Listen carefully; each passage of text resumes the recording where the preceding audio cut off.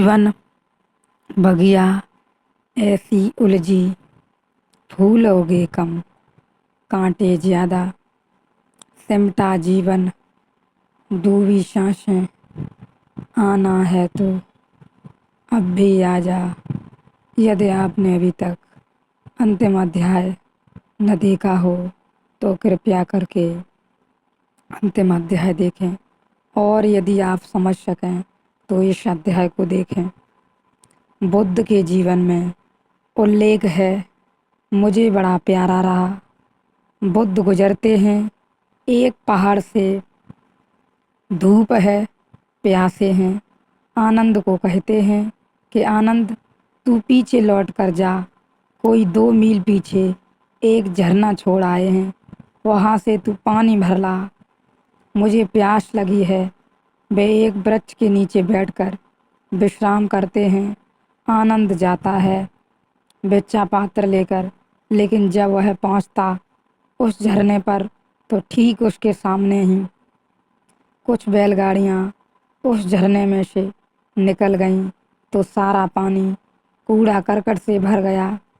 जमी कीचड़ उठ गई आई ऊपर, सूखे पत्ते ऊपर तैरने लगे, सड़े पत्ते ऊपर तैरने लगे। वह पानी पीने योग्य न रहा।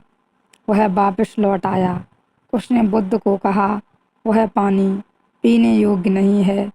आगे चलकर कोई 4-6 मील दूर नदी, हम अभी पहुँचेंगे नहीं।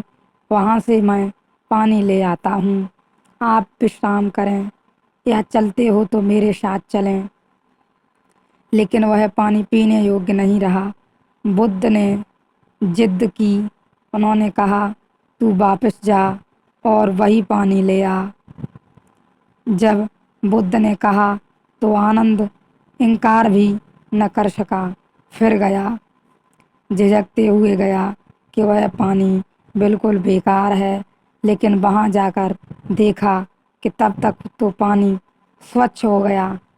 आना जाना आनंद का 2 मील, उस बीच धूल फिर बैठ गई, कीचड़ बह गया, पत्ते जा चुके। झरना तो ऐसा स्वच्छ स्फटिक मणि जैसा हो गया। वह बड़ा चकित हुआ। तब उसे बुद्ध की जिद का अर्थ दिखाई पड़ा। वह पानी भरकर लाया, नाचता हुआ आया। उसने पानी बुद्ध के चरणों में रखा, सिर चरणों में झुकाया और उसने कहा कि मुझे ठीक ठीक सूत्र दे दिया। यही मेरे चित्त की दशा है। आपने अच्छा किया मुझे वापस भेजा। मैं रास्ते में सोचता जाता था कि अगर पानी शुद्ध न हुआ तो अब की बार उतर कर झरने में कीचड़ करकट को अलग करके किसी तरह भर लाऊंगा। अगर मैं उतर जाता तो फिर गंदा हो जाता। उतरने में ही तो गंदा हुआ था। बैलगाड़ियां निकल गई थीं। मैं किनारे पर ही रहा और पानी शांत हो गया। किसी ने शांत न किया और शांत हो गया।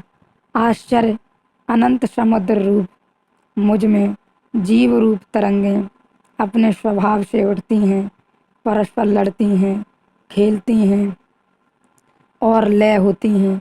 स्वभावतः प्रविशंत, अपने स्वभाव से ही सब बनता मिटता होता रहता है। तुम दूर साक्षी हो जाओ, तुम खड़े देखते रहो, तुम केवल देखते ही रहो, उसको रोकने की कोशिश मत करो। तुम देखते रहो। मन में क्रोध आया, क्रोध को देखते रहो।